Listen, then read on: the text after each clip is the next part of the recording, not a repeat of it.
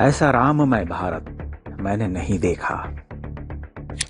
1990-91 में भी राम मंदिर आंदोलन के समय भारत राम राम के घोष में डूबा हुआ था, लेकिन तब अंतर विरोध भी बड़े थे। हिंदुओं का एक विशाल समाज सेक्युलरी नींद में था। 1992 में ढांचे के ध्वंस के बाद राम मंदिर की अंतर्धारा तो बहती रही, किंतु सत्ता में बैठी सर्वथा विरोधी शक्तियों ने उस अंतर्धारा को नदी का प्रकट रूप न होने दिया। 2014 के बाद स्थितियां बदलने लगीं। आज देश राममय हो उठा है। अद्भुत है इस रामायण पर चलना। हमें ध्यान आता है, कुछ वर्ष पहले तक एक दाक्षिणात्य से चर्चा करते हुए हमने कहा था कि हिंदू धर्म में अनेकानेक देवी देवता हैं, किंतु राम की व्यापकता अथवा भारतीयता अनन्य है। वह थोड़े असहमत थे। आज वह देख पा रहे होंगे कि राम ने कलयुग में एक नया सेतु बंध किया है, उत्तर से दक्षिण और पूरब से पश्चिम तक। यह कितना सांकेतिक और आध्यात्मिक है कि भारतीय सभ्यता ने अपने पुनरुत्थान और प्रस्थान के लिए जिस चरित्र को चुना वह राम है। ऐसा नहीं कि राम से पहले भारत में महापुरुष नहीं हुए, अनेक हुए, लेकिन राम एक प्रतिमान बन गए। मर्यादा, त्याग, तितिक्षा, तप, प्रेम, करुणा, शौर्य और धर्म का वैसा विग्रह भारत ने पहले नहीं देखा था। भारतीय जीवनधारा ने राम को प्रतीक पुरुष का स्थान दिया। सनातन के सातत्य में जिस महाग्रंथ का पारायण हम युगों से करते आ रहे हैं, राम उस ग्रंथ के प्रथम अध्याय बन गए। राम के बिना भारतीय जीवनधारा की कल्पना पूरी नहीं होती। वह राम युग को प्रणाम कर ही आगे बढ़ती है।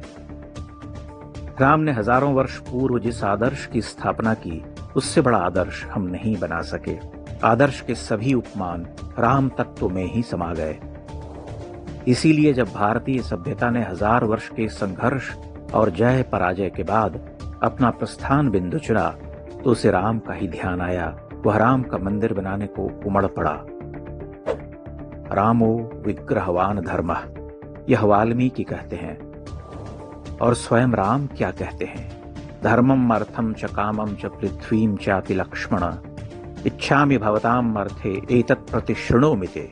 लक्ष्मण, मुझे अपने लिए राज्य भोग की कोई कामना नहीं है, कभी नहीं थी। मैं तो धर्म, अर्थ, काम और पृथ्वी के राज्य सुख केवल तुम लोगों के लिए चाहता हूं। ऐसा अपरिग्रही निष्काम व्यक्ति ही उस राज्य की स्थापना कर सकता था जिसका उदाहरण हम आज तक देते हैं। राम राज्य हमारी सबसे बड़ी ऐषणा रही। एक ऐसी राज व्यवस्था जो आदर्श हो, न जाने कैसी तो होगी, कौतुक में हम डूबे रहे। उस व्यवस्था की कामना आज भी है। हम जानते हैं वैसी व्यवस्था दोबारा संभव न होगी, क्योंकि उसके लिए राम को विग्रह से मनुष्य रूप में आना होगा।